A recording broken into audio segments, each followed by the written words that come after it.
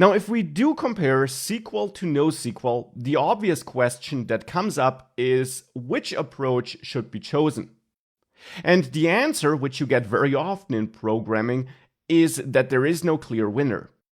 Both approaches are fine. Both database systems have their place in the world, and both database systems are extremely popular and are getting used a lot by big and small companies.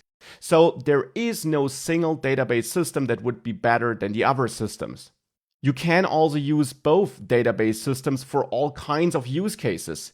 If you're building an online shop and you need to store products and customers and orders, you could build that with a relational database and have an orders, a customers, and a products table, or you build it with a NoSQL database and work with less tables.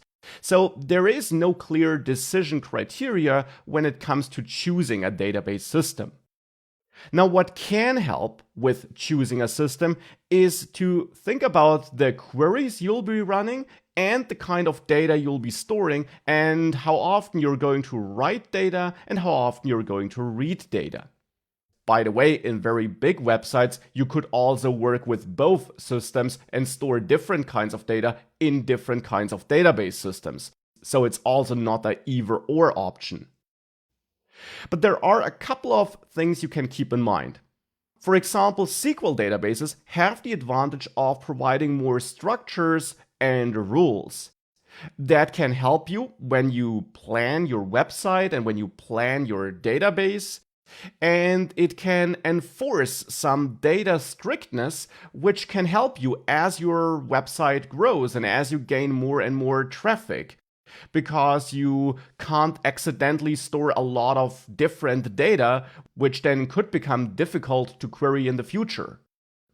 On the other hand, this could also be a downside because as your web application grows, your use cases for the data might also change, and if you have a certain structure and schema in place, it could then become difficult to handle all possible use cases since you can't easily change your schema. You can, but it always means more work. So this can be both an advantage or disadvantage, but especially if you're getting started with databases, in my experience, it tends to be more of an advantage. Now, the advantage of NoSQL databases, as I mentioned, is that they can be a bit more flexible because there is no fixed schema. And if you have a database where you, for example, read a lot of data, then the NoSQL databases could really shine because you can have simpler queries there where you don't need to join a bunch of tables, but where instead you can get more data with less queries, and therefore you might have better performance. And speaking of performance, if you think about super large websites and web applications with millions of active users on a single day, then SQL databases tend to have some scalability issues. There are strategies for overcoming these issues, and as I said, you could use SQL databases for some parts of your website and maybe go for NoSQL databases for other parts.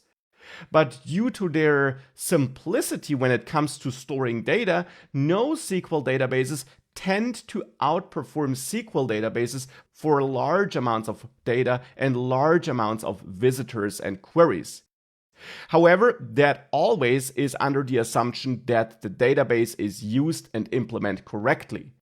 You can definitely use a NoSQL database in the wrong way, and then it will lead to worse performance than a SQL database, and the other way around. So, the ultimate answer is there is no clear winner here. NoSQL databases tend to be very popular these days, but both databases have their strengths and weaknesses, and both databases are being used by large companies for all kinds of use cases and scenarios.